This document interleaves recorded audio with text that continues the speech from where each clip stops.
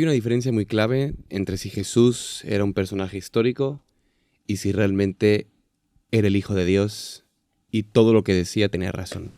Porque, no me dejarás mentir, con Jesús solamente hay dos opciones. O era un loco maniático que necesitaba un psiquiatra, porque es así, porque habló de muchas cosas del cielo, del reino, de tal, que su padre vivía en el cielo, que él iba a construir sus moradas en el cielo, y cosas que realmente pueden ser locuras pensadas y reflexionadas dos veces, o Jesús es quien dijo ser.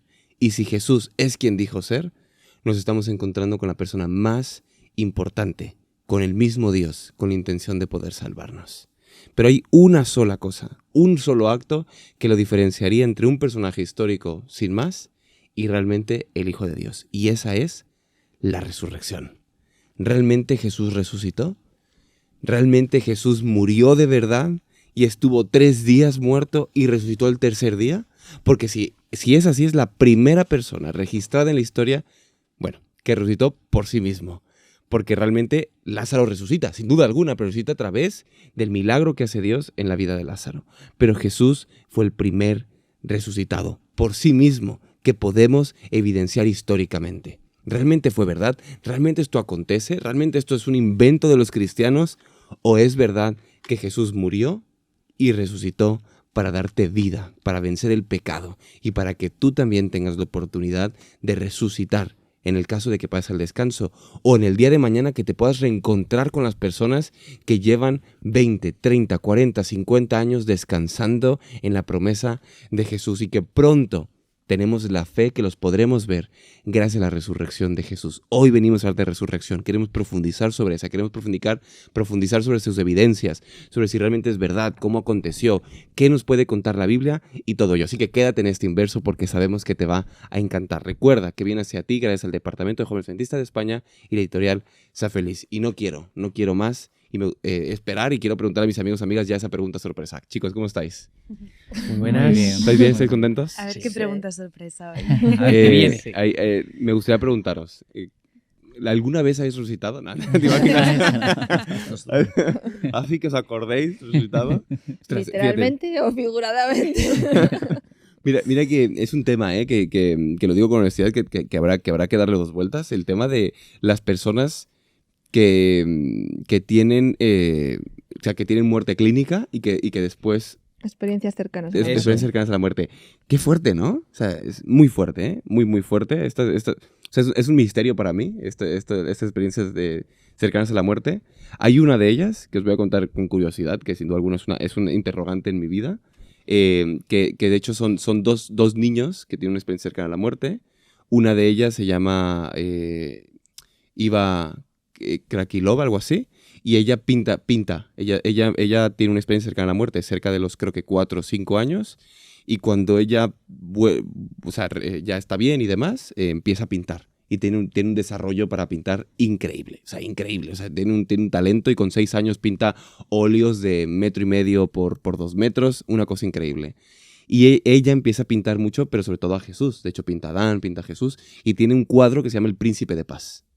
Es un cuadro precioso, donde muchos historiadores, cuando ven este cuadro, no refleja al Jesús como muchas veces refleja, o que lo ha reflejado Hollywood durante mucho tiempo, ese Jesús blanco de ojos azules y demás, sino que ella refleja un Jesús muy cercano a lo que pueden datar lo histórico de lo que pudo haber sido la imagen de Jesús, ¿no? O sea, un Jesús hebreo, que se veía que es Jesús. Bueno, pues es muy llamativo que años después hay otro chico, que hay una película sobre este chico, que este chico creo que queda atascado en un árbol, tiene una experiencia cercana a la muerte y tal. Él dice que fue al cielo, que tal y cual y demás. Y entonces, años después, ve este cuadro del Príncipe de Paz. Le dice, mamá, este fue el Jesús que yo vi. Y entonces la chica, ella creo que está en Rusia y él está en Estados Unidos. Nunca se han conocido. Y entonces él dice, yo cuando vi un Jesús, vi a este Jesús. O sea, es como que esta es la cara de ese Jesús que se encontró este cuadro. Bueno, al final los niños se conocen y todo esto y tal y cual. Pero bueno, son situaciones que pasan, sin duda alguna, que no podemos explicarnos. Pero que sin duda alguna, entre lo que no podemos explicarnos, hay muchas personas que dicen, lo que no puedo explicar no existe, no ha pasado, ¿no? Y en el caso de Jesús, decir, ¿cómo puede ser que Jesús haya resucitado? Es imposible, ¿sabes? Es imposible. Yo creo que, y es lo que muchos dicen, no, es que en realidad Jesús lo que hace es que no muere verdaderamente. O sea, es como que Jesús no muere, sino que su cuerpo, del descanso, ya se empiezan a inventar cosas de la piedra, porque estaba tal y cual. Al final sana clínicamente, o que la gente pensaba que estaba muerto, pero no estaba muerto, y al final está descansando y el reposo le hace al tercer día, aquí estoy, ¿cómo estáis? ¿No? Puede ser, no puede ser, y hay que hablarlo, ¿no? Hay que hablarlo, este tema, porque sobre todo hay situaciones en las cuales, sin duda alguna, no te puedes explicar. Muchos de nosotros hemos visto partir a muchas personas cercanas y qué más nos hubiera gustado sacudirles y decir, despierta, ¿sabes? O sea, despierta, por favor. ¿Qué es lo que se ha llevado de vida de esta persona? O sea, ¿qué es lo que había dentro que la activaba que ahora ya no está?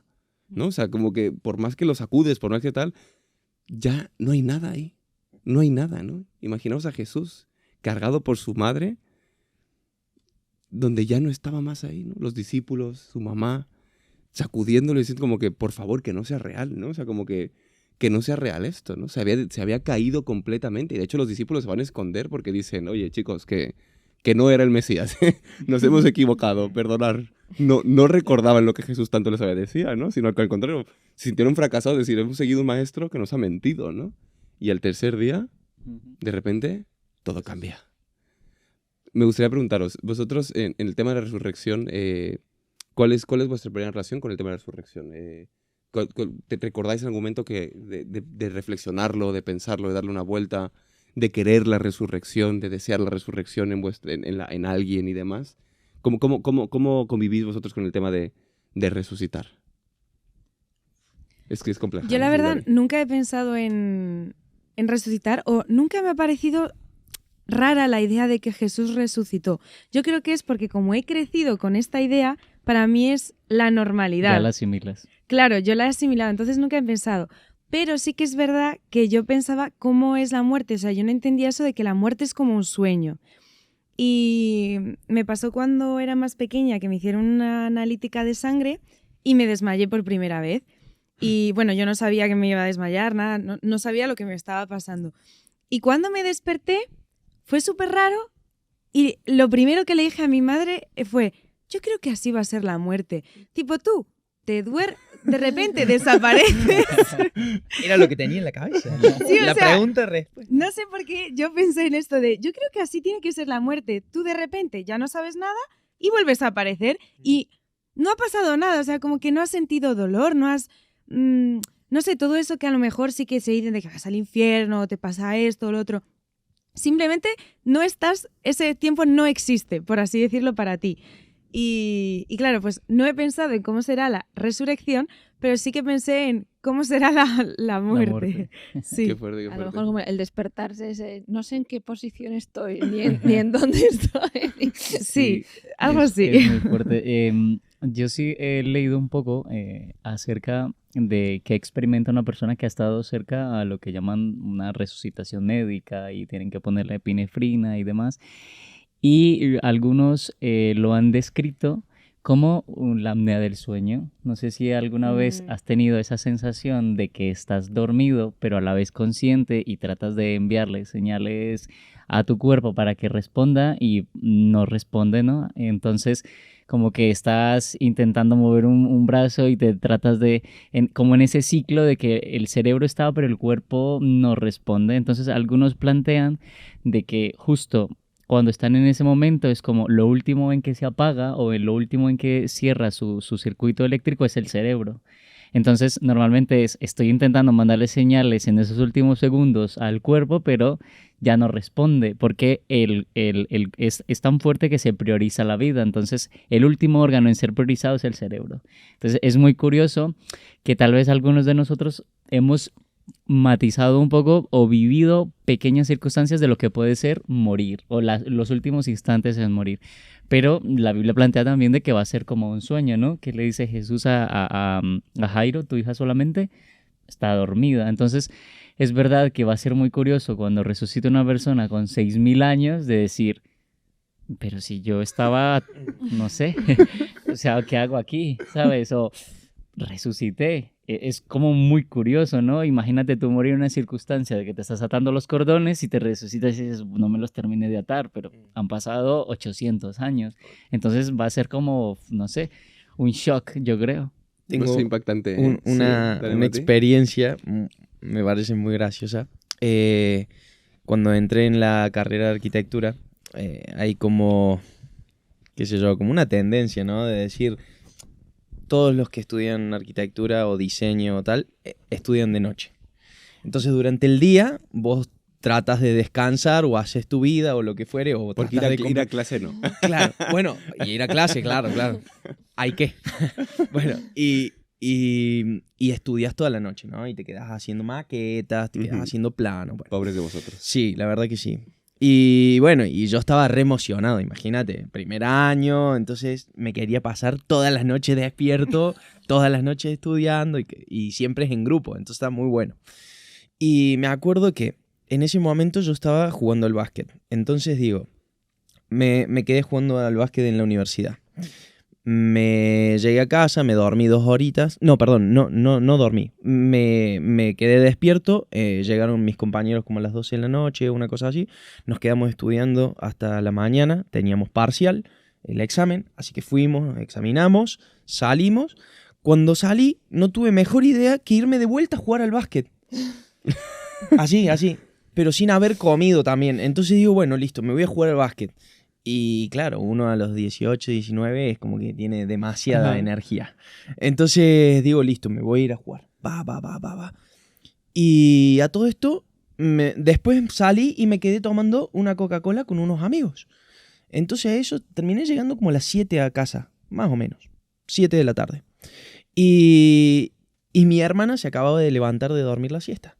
Entonces toco el timbre, me abre mi hermana y yo no sé si me registró o no, pero pasé, ¿cierto? Voy, me baño y me voy a dormir, lógicamente.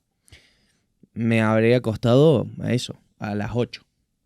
Y me levanté el día siguiente a las 9. ¿De la noche? De la mañana. Ah, de la mañana, vale. O sea, me dormí 13 horitas. Vale. ¿Vale?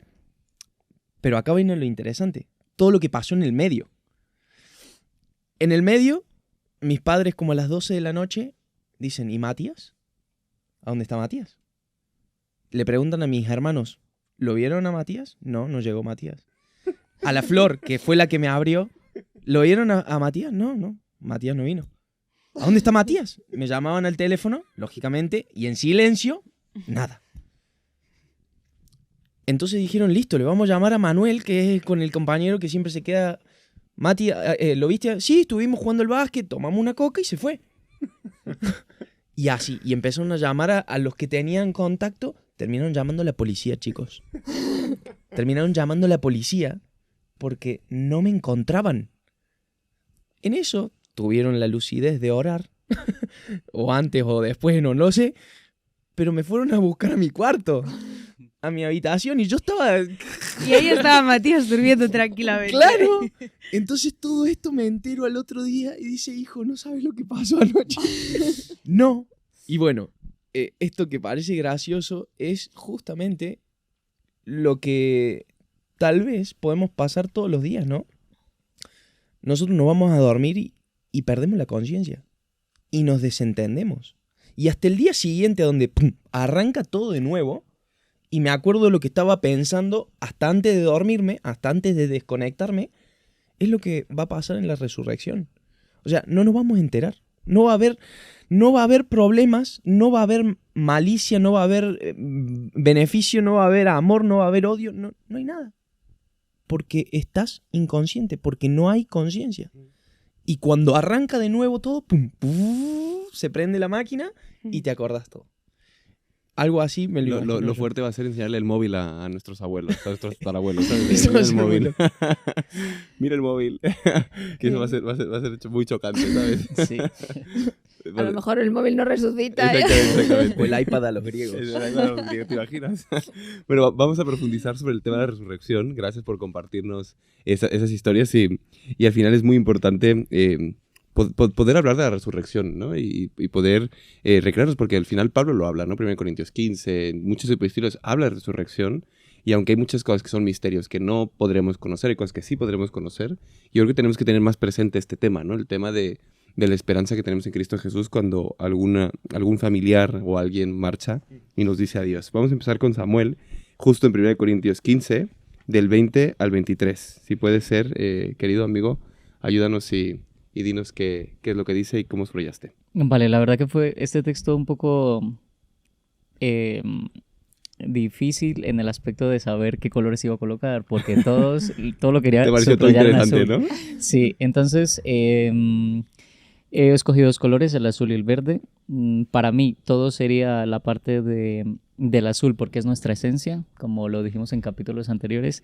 Sin Jesús no habría el cristianismo y sin su resurrección pues no habría salvación.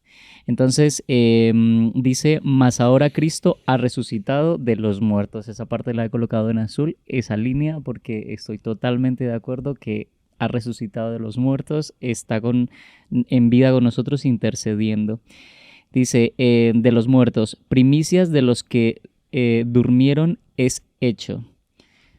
Porque por cuanto la muerte entró por un hombre, también por un hombre la resurrección de los muertos, que también la hubieses señalado en azul, pero decidí priorizar la parte que dice, porque así como Adán, todos mueren, también en Cristo todos serán vivificados. Eso es una promesa que es irrefutable y sabemos que por Adán entró el pecado en el mundo, pero por Jesús entró esa salvación o lo que llamamos gracia.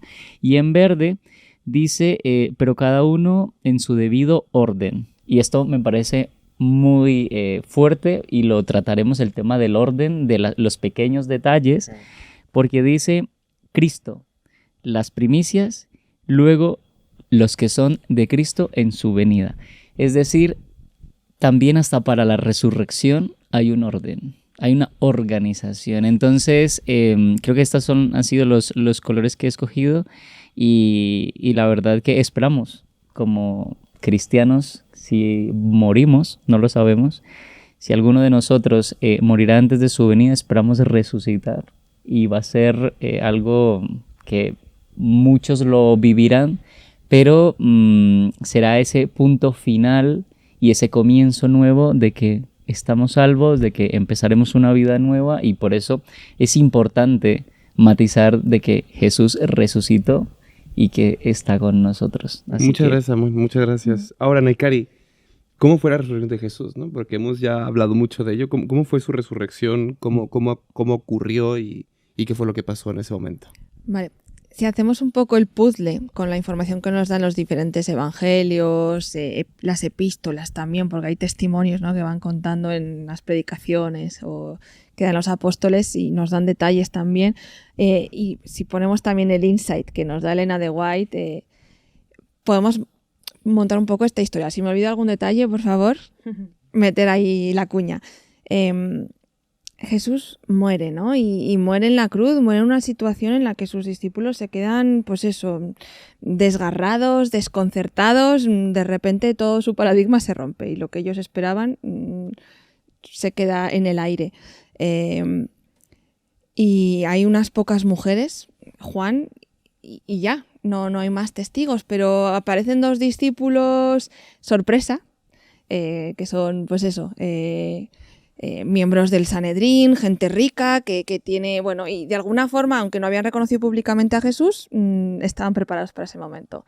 Y ahí proveen, ¿no? Y proveen un poco lo que los discípulos no son capaces de hacer porque están súper paralizados. Y es un enterramiento y unas especias para conservar el cuerpo de Jesús, porque se acerca el sábado y no pueden hacer ningún ritual más porque tienen que guardar el sábado. Y ven María y otras mujeres donde ponen a Jesús. Pilato y el Sanedrín envían una guardia y ahí se queda Jesús descansando el sábado. Pero el primer día de la semana Dios manda uno de sus ángeles que retira la piedra. Con su resplandor los soldados se quedan desmayados. Y le llama. Tu padre te llama. Y entonces nos dice la Biblia que Jesús en sí mismo, ¿no?, retoma su vida, resucita y debía ser su costumbre, pero pliega los lencios con los que estaba envuelto, lo deja todo recogidito y se queda esperando por ahí en el jardín. Porque sabemos que a primera hora de la mañana María se acerca desconsolada, llorando. Fijaros la situación de esta mujer, ¿no? O sea, es una mujer que ha sido rescatada por Jesús 7 veces. La lucha psicológica, emocional, espiritual que esta mujer ha vivido y que Jesús ha luchado con ella, que le ha dado sentido, le ha dado propósito, le ha dado una nueva identidad, con la muerte de Jesús se queda otra vez destruido. O sea, el abismo en el que está esta mujer y solo puede, en vez de plantearse dónde se han quedado sus esperanzas, dónde se ha quedado su identidad, dónde se ha quedado su propósito, dónde se ha quedado su sentido, ahora es dolerse y llorar y estar ahí por el maestro, ¿no? Y es la primera que va con la primera luz y se encuentra todo el panorama, los soldados escapados, el sepulcro abierto, las lágrimas no le dan ni para ver lo que hay dentro, pero sabe que no hay nadie y va corriendo a buscar a quien, pues ella, con quien ella tenía más vinculación, ¿no? El discípulo con el que se queda Jesús, o sea, con Jesús hasta el último momento junto con ella, y el que parecía que era más así, más líder o más bocazas, ¿no? Que es Pedro. Y los dos van a investigar qué es lo que ha pasado, ¿no? Y es curioso porque Juan aquí mete la competencia en el relato y dice, pero yo corrí más rápido. Pero el que llegó primero, y no se dice él, pero es él. No dice yo, pero lo dice sin decir. Correcto. Y llega al sepulcro y dice que ve todo doblado y recogido y se da cuenta de que Jesús ha resucitado. Como que le hace un clic, ¿no? Luego hablaremos un poco más de ello, pero... Y se vuelve ya en su mundo con todo su proceso mental, haciendo el Tetris de toda la información que ha oído pero no había escuchado, encajándola en su mente y se va tranquilo. Y Pedro, menos racional, más así emocional, va detrás pero también choqueado. Pero la que sigue sin moverse es María, que está ahí llorando en el jardín, desconsolada. Y fijaros que Jesús... Me encanta, porque porque él después de resucitar tenía que subir al cielo para confirmar su sacrificio y toda su obra con el Padre. Pero hace un stop y para decirle, María, que soy yo. Y María vuelve a recuperar ahí no solo su propósito, no solo su sentido, no solo su identidad, sino que la seguridad de que la esperanza que ella tenía es mucho mayor de lo que ella se había imaginado. Que es que tiene un Salvador que ha resucitado. Y Jesús sabemos que sube al cielo, confirma su obra con el Padre y vuelve a encontrarse y tiene sus encuentros en el aposento alto con los discípulos, en el camino de Emaús. Después hacen un viaje a Galilea antes de despedirse y están allí 40 días juntos y después vuelven al Monte de los Olivos y ya delante todo cientos de testigos que nos describe Hechos de los Apóstoles, es elevado al cielo y ahí ya empieza su ministerio celestial, ¿no? Este es el relato. Si me permiten, hay un tema muy interesante que por ahí se habla poco, pero incluso está en los evangelios, que es la resurrección de las primicias. Uh-huh. Cuando leyó Samu en Corintios, habla de primero las primicias. ¿Qué son las primicias? Entonces, claro, eso está relacionado con las fiestas, que eran las primeras cosechas, para ver y a quién se la elevaban y a quién se la mecían ante Dios, para primero dar gracias por los frutos, por la nueva cosecha, y a su vez también dando las garantías, ¿no? Porque eso era una pequeña garantía de todo lo que se iba a cosechar. Habla de la resurrección que hubo una resurrección especial ahí con Jesús. Y eso es muy loco y lo podemos ver en Mateo. Si quieren lo vemos rapidísimo.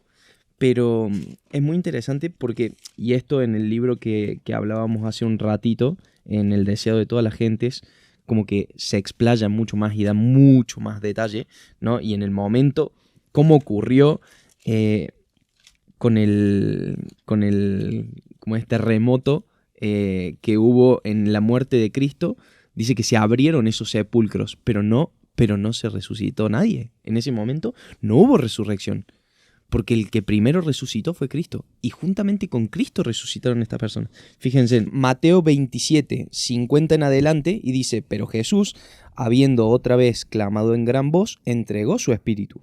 Entonces el velo del templo se rasgó en dos, de arriba abajo. La tierra tembló, las rocas se partieron. Fíjense en esto. Los sepulcros se abrieron y muchos cuerpos de los santos que habían dormido se levantaron.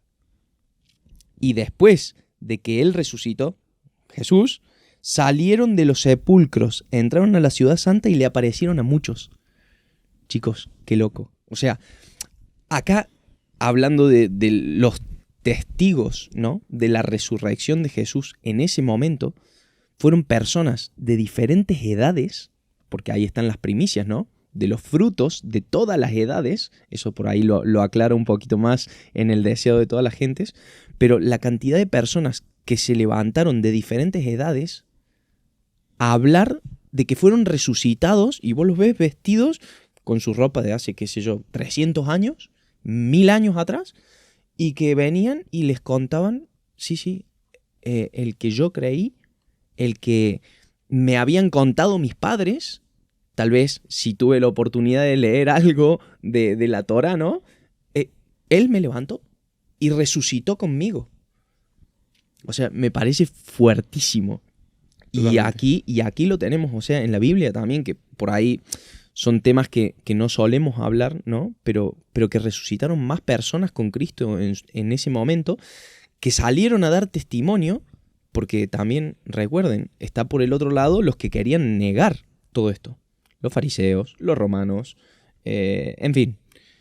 Entonces estaban las dos. Pero ¿quién iba a negar que alguien vestido de cosas raras, capaz con un tamaño mucho mayor al actual, me venga a hablar de que resucitó de la muerte? O gente con familia, ¿no? O sea, Sí. que vieron a un familiar despedirse no hace mucho tiempo y que de repente lo De ven, nuevo. lo ven ahí a la abuela, ¿sabes? Wow. Sí, fue muy fuerte. Y todos estos hechos, tanto los que comentaba Mati, de las evidencias y lo que Naikari estaba hablando de María, de estar devastada y triste, me lleva a pensar que siempre en la agenda de Dios habrá un espacio para ti, aunque sea el momento más histórico del universo entero, como era la resurrección de Jesús, donde todos los ángeles y los seres de los otros mundos estaban viendo esa escena. Jesús tuvo tiempo de hablar.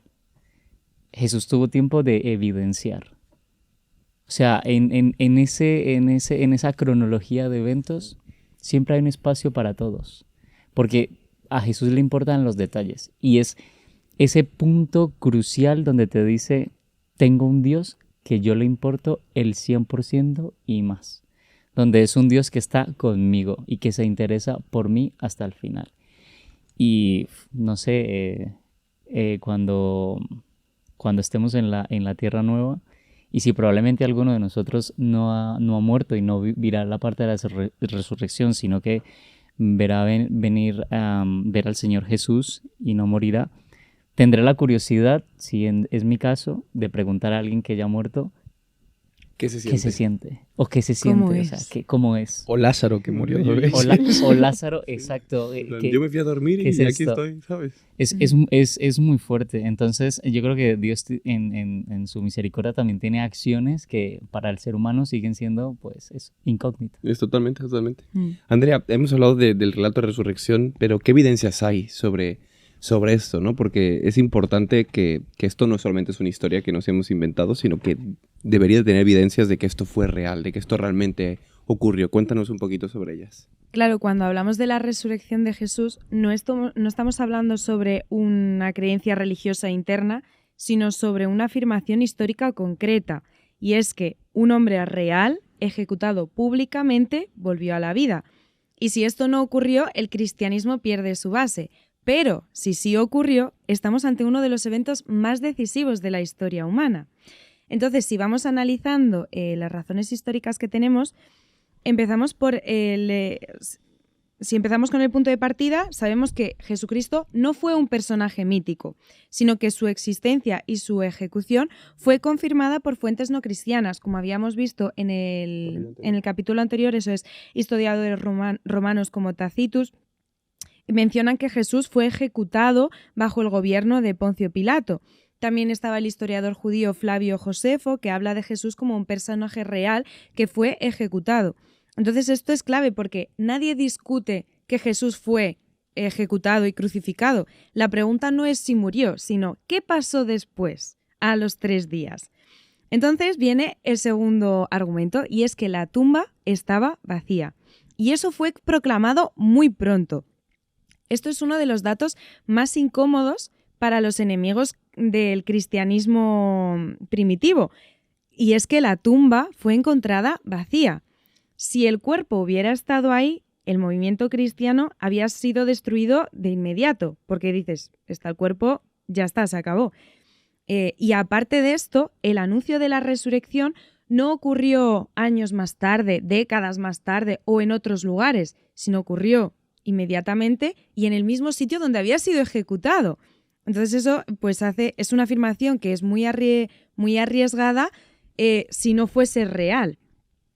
Y luego es muy interesante porque también la explicación de las autoridades fue que los discípulos robaron el cuerpo. Eso implica que el cuerpo ya no estaba, porque si no ellos podrían haber dicho otra cosa. Nadie dijo, el cuerpo sigue ahí. No, ellos dijeron, han robado el cuerpo, lo que implica que ya no estaba, la tumba estaba vacía. Y eso es clave como argumento histórico. En tercer lugar, hablamos de los testigos. Y es que los testigos no eran los ideales para crear una historia.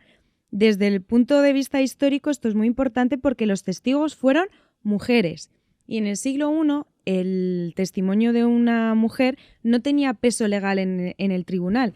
Entonces no tendría sentido que los discípulos se inventasen una historia con unos testigos que ni siquiera tenían base legal en esa época. No tenían credibilidad. Eso es, ellos no tenía sentido que inventasen una historia con algo que no tenía credibilidad, sino que no les favorezca culturalmente. Y el hecho de que el testigo es una mujer y los discípulos dijeron que los testigos eran una mujer es otro argumento histórico de que realmente Jesús resucitó. Luego, otro detalle importante es que los discípulos no esperaban la resurrección y aún así la proclamaron. Es decir, hubo un cambio radical en ellos, porque ellos antes de la resurrección estaban escondidos, tenían miedo, habían perdido toda la esperanza. Y después, de repente, proclaman por doquier que Jesús ha resucitado, aun sabiendo que eso a ellos les iba a causar persecución, cárcel, muerte. Entonces, desde un punto de vista histórico, esto genera una pregunta seria y es ¿qué pudo haber provocado este cambio tan radical en ellos, que estaban asustados y de repente no les convenía decir que Jesús ha resucitado? Ellos no ganaron poder, ni seguridad, ni dinero. Lo único que ganaron eran problemas. Entonces, la explicación más coherente a esto es que realmente ellos habían visto a Jesús resucitar y que Jesús había resucitado. Y por último, es que si nosotros rechazamos la resurrección, necesitamos una explicación coherente a la tumba vacía, a los testimonios múltiples, a los testigos que eran las mujeres, a este cambio en los discípulos, y hasta hoy no hay tampoco ninguna otra explicación, ninguna otra alternativa que explique todo esto de una forma coherente. Y bueno, que es muy interesante porque la resurrección no es solo una prueba del pasado, que es realmente lo que hemos intentado justificar ahora, sino que es una promesa del futuro. Y es que Jesús venció la muerte, por lo que el mal no tiene la última palabra, el sufrimiento no es definitivo y que la esperanza no es simplemente una ilusión. Entonces, aparte de ser una prueba clara del pasado, quedarnos un poco con eso, de que es una promesa hacia el futuro para nosotros. Qué bonito. Muchísimas gracias por darnos esa evidencia que nos demuestra que realmente la resurrección fue algo real, fue un hecho histórico real que aconteció y que muchos ojos lo vieron, ¿no? Muchos ojos vieron a Jesús ascender al cielo, caminar, e incluso es muy llamativo que los discípulos no le reconocen, ¿no? Porque seguramente Jesús ya había resucitado con su cuerpo, con un cuerpo diferente, con un cuerpo renovado, con el cuerpo con el que nosotros resucitaremos también cuando ascendamos al reino de los cielos, que dice que a un abrir y cerrar de ojos seremos transformados y los que corren tendrán rodillas nuevas, que es lo que esperamos en el Señor. Pero bueno, al final lo que me refiero es que tendremos un cuerpo renovado, ¿no? Y todas las personas quizás han tenido alguna desavenencia física, corporal, mental, serán renovados por completo, ¿no? Eso va a ser precioso, ¿no? Poder ver a personas que quizás nunca pudieron experimentar lo que significa caminar o lo que significa poder ver y poder caminar. Wow. Y poder estar en un cuerpo renovado y por fin estar al lado de nuestro Creador por la eternidad en el reino de los cielos. Mati, cuéntanos algo que ya mencionó Naikari, hemos mencionado un poquito nosotros, que parece que es un hecho insignificante, pero al final hemos visto que el Señor ha dejado detallitos muy importantes en toda su historia para evidenciarnos que realmente está ahí. ¿Por qué una ropa doblada? ¿No? Esto le va a dar mucha rabia a los chicos que su mamá les pide que doblen la ropa y que tiendan la cama. pero al final Jesús también nos enseñó eso, ¿sabes? A doblar nuestra ropa y tender la cama. Sí. ¿Por qué una ropa doblada encima del lugar donde depositaron el cuerpo de Jesús? Porque es una evidencia importante que nos habla de la resurrección de Jesús. Cuéntanos. De hecho, es muy loco porque recién lo comentábamos y para más de uno de nosotros es una novedad el haber pensado en esto, porque la verdad que, o sea, estoy seguro de que Cristo lo hizo adrede. A ver, Jesús no hace nada sin que eso tenga un significado en cualquier punto de vista. O sea, tanto espiritual, físico, psicológico, mental, social, a donde quieras, seguramente Dios tiene un significado para eso. Pero, claro, sí, porque María estaba triste de que vio la tumba vacía y dice, ¿a dónde se lo llevaron? O sea, ¿quién? Tú, que eres el jardinero, que ella cree que el jardinero le dice, ¿sabes quién se lo llevó? También estaban los, los asaltantes Sí, de perdón. tumbas, Sí. ¿no? Que en esa época, bueno, y incluso hasta el día de hoy deben existir, ¿no? Que van y se meten y tratan de buscar pertenencias y cosas, claro, que se entierran con los muertos. Y dice, seguramente se lo pueden haber llevado. Pero claro, si vos te pones a pensar lógicamente, es que no tiene sentido de que se hayan tomado el trabajo, si fuesen ladrones de tumbas, de doblar las cositas o dejarlas ahí. O de, sí, encontrarías tirado seguramente las pertenencias. La lección te daba el ejemplo de cuando te entran a robar a tu casa, ¿no? O sea, no es que te dejan todas las cositas acomodadas, lógicamente, es todo lo contrario. Y en una tumba que se haya visto ese orden, esa exactitud, también a Juan puntualmente le llama mucho la atención y dice, pero es que claro, o sea, esos eran que yo estuve ahí bajándolo a Jesús de la cruz y lo traje hasta acá con ayuda de otros discípulos y con las chicas y lo envolvimos y nosotros lo pusimos ahí y yo sé que son esas mismas sábanas. Yo sé que es ese mismo prontuario. Entonces, ¿qué pasa con eso? Eso para mí es fuertísimo porque son las mismas ropas con las que yo vi enterrado y hecho momia a mi Señor. Y ya ahora están libres ahí. Jesús no está. Y después también me venía a la cabeza, ¿no? Porque son cositas insignificantes, pero fíjate cuando Dios se le aparece a Elías.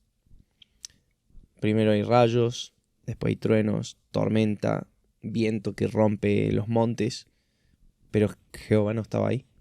Y después aparece en un silbo apacible. Fíjate qué loco. Dios podría haber hecho seguro, cualquier otra demostración del poder de que podría haber hecho como en el mismo nacimiento, que aparezca y se mantuviera una estrella gigante. Podría haber, qué sé yo, me lo invento, que haya una columna de fuego indicando de que Jesús resucitó. ¿Podría? Claro, es Dios. Ahora, ¿lo hizo? No. Dejó otras evidencias y mucho más simples. Entonces, eso también es como que decís, wow, Dios, o sea, te vas a lo mínimo. Y obviamente después también esto, como bien vos lo encaminabas, es Cristo podría haberse sacado eso, tirado, o decirle a un ángel, hey, dóblalo, o hacer él que se doble. ¿Me entendés? Y te muestra que él se tomó su tiempo. Nosotros decimos que el tiempo es lo más valioso que tenemos. Imagínense el Señor del universo. Su tiempo, lo que debe valer. Y se tomó el tiempo para sacarse la ropa que lo envolvía, doblarla y dejarla acomodadita.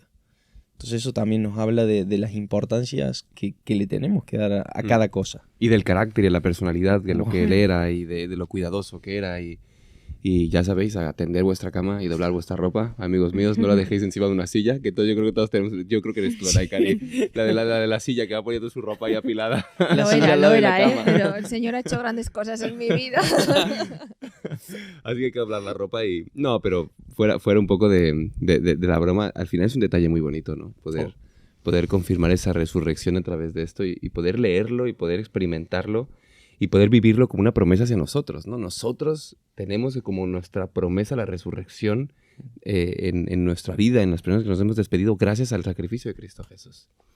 Y gracias a la resurrección de Cristo Jesús, que vence a la muerte porque no tenía pecado, cargó nuestros pecados en la cruz, pero porque no tenía pecado, él reclamó la vida y le fue dada la vida como algo que le pertenecía y volvió a ser Dios, pero va a permanecer con el cuerpo humano transformado y lo podremos ver, lo podremos abrazar, podremos tocar sus llagas, ¿no? Lo mismo que hizo Tomás, ¿no? Oye, ¿quieres tocarlas, no? Tócame. Y esto a veces nos pasa en nuestra vida, ¿no? Tenemos dudas, tenemos preguntas y el Señor no riña a Tomás por tener dudas y preguntas, al contrario. Se aparece ante él y dice, pasa a vosotros, shalom. Le dice, Tomás, acércate. Tú que necesitas verme y tocarme, tócame. Se mete el dedo lo tan profundo como quieras para que puedas entender que realmente estoy aquí y soy yo. Y que he resucitado. Sí, Nakari. No, estaba pensando justo, claro, ahora que dices eso, creo que al inicio hemos dicho todos que nosotros hemos crecido dando por sentado, teniendo como certeza la resurrección, ¿no? Ahora, ¿cómo compartir esta esperanza Totalmente. con alguien que no tiene esta certeza, ¿no? Porque yo estoy recordando una conversación, estoy trabajando con abuelitos y hablando con una de ellas, me estaba contando, ¿no? Lo feliz que había sido con su marido y que hacía décadas que era viuda y que le pesaba mucho. Digo, pero María, tú eres católica, tú vas a misa todos los domingos, tú rezas el credo todos los domingos, crees en la resurrección, crees en la vida eterna. ¿No es eso un consuelo y una esperanza? No creo. Pero, ¿crees en Jesús? Sí, creo en Jesús, pero es que me parece ya demasiado bueno el pensar que voy a poder encontrarme con Él otra vez. No creo en la resurrección. Creo en Jesús, pero no creo en la resurrección. Qué fuerte. ¿Y cómo trabajas ese corazón tan dolorido que tiene miedo de esperar, de la esperanza, para que pueda liberarse y entender que puede y va a encontrarse otra vez con su marido?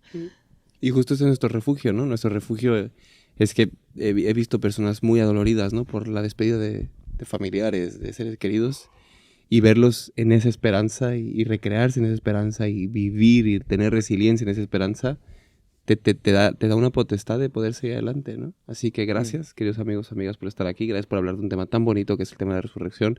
Gracias a ti que estás detrás de la pantalla por acompañarnos, por estar con nosotros. Y esperamos que realmente la resurrección sea algo que tengas tan dentro en ti, que realmente lo esperes con todo tu corazón, pero sobre todo solo hay una clave para poder estar ahí en ese gran día, donde veremos a nuestros familiares, donde veremos a seres queridos volver a la vida otra vez después de haberse despedido, que es Cristo Jesús, el único que puede dar salvación, el único que nos ha dado vida a través de su muerte y resurrección. Dios te bendiga y que tengas una muy buena semana. Y nos vemos el próximo sábado a las 4 de la tarde, hora España. Hasta luego. Adiós. Adiós.